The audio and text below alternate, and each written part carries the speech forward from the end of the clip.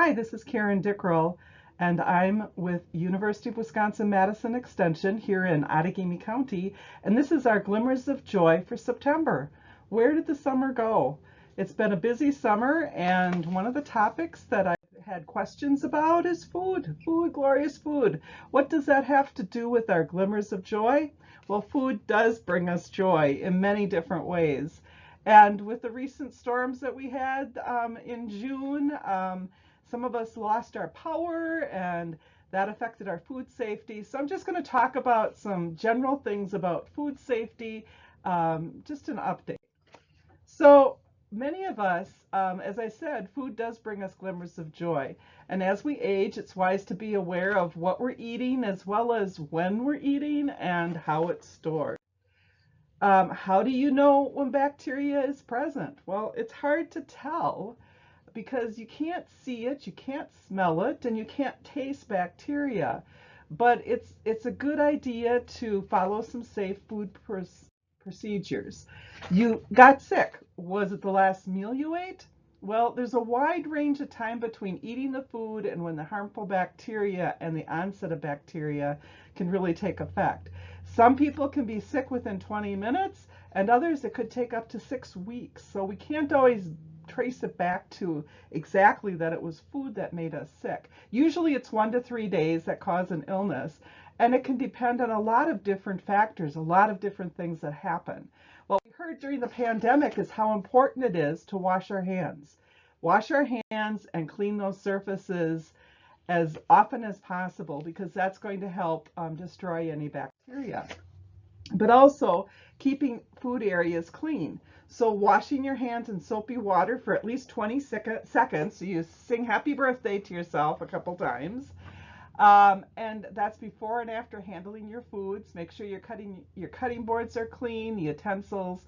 When you're changing diapers and handling pets, all those kinds of things, make sure you're washing your hands a lot. Also with produce, wash your fruits and vegetables under cold tap water. You don't need to add soap to that or any other kind of disinfectants, but just wash your produce. You don't need to wash the meat, the poultry, the fish, or the eggs because the water could splash and spread bacteria. That's a little bit different than what we used to say.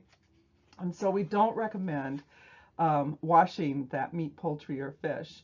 And then also, before you open canned goods, make sure that you clean the tops because you don't know where they've been stored or how they were transported. Also, it's important to separate and don't contaminate. Keeping your raw foods like your fruits and vegetables and ready-to-eat foods separate.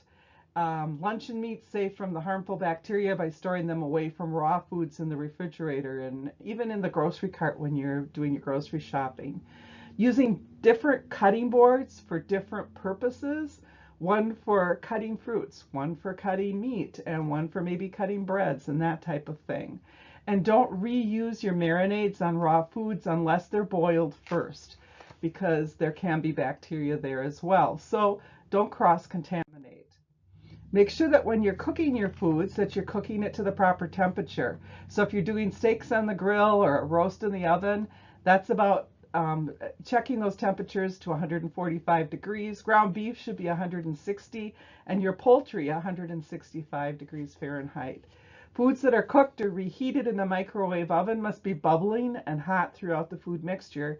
And remember that sometimes turning and rotating the food is important in the microwave because there may be some hot spots.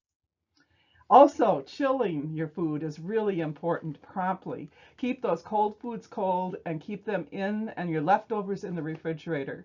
Set your home refrigerator to 40 degrees Fahrenheit or below and the freezer unit to 0 degrees Fahrenheit or below. Your 2-hour rule, don't allow perishable foods to sit on the counter for more than 2 hours. And again, don't thaw your meat on the counter. I know a lot of people know that, but I'm still, every once in a while I hear, oh yeah, I took the meat out this morning when I left and it should be thawed out by the time I get home. Well, that's not a safe environment. So if you're going to thaw food out, make sure you do it in the refrigerator. So you have to think ahead, or you could thaw it out in the microwave oven. But be food safe when you're thinking about that. I had a consumer call me and say, well, I had leftovers from the restaurant yesterday at lunch and I forgot the food in the car. So, but it was really hot out there, so that food should be okay, right? No, no. Hot food's hot, cold food's cold, and that 2 hour kind of window of knowing. And even when it is really hot, even an hour is good in the summertime to make sure that you're keeping your food at the right temperature. Hot foods that you purchased or are delivered to your home need to be kept hot and eaten within 2 hours. So if dishes aren't eaten within 2 hours, refrigerate the food and then reheat them to a bubbling hot when you're ready to eat them. When you're reheating the food, make sure that it's thoroughly reheated with 165 is the recommending temperature to be a bubbling hot. If you're heating in the microwave, as I said before, make sure that you're rotating the dish and so that it's heating evenly and you don't hit some of those cold spots because that could harbor some bacteria as well. So remember, and I've said this several times this summer, when in doubt, throw it out. If you're not sure how long your refrigerator was out, or if the food is thawed out and there's no ice crystals present anymore, when in doubt, throw it out. So resources are there galore. Let me know if you need more information on food safety, but I hope that you keep your food safety ideas safe. And again, those words, when in doubt, throw it out. Have a great day, and we'll see you soon.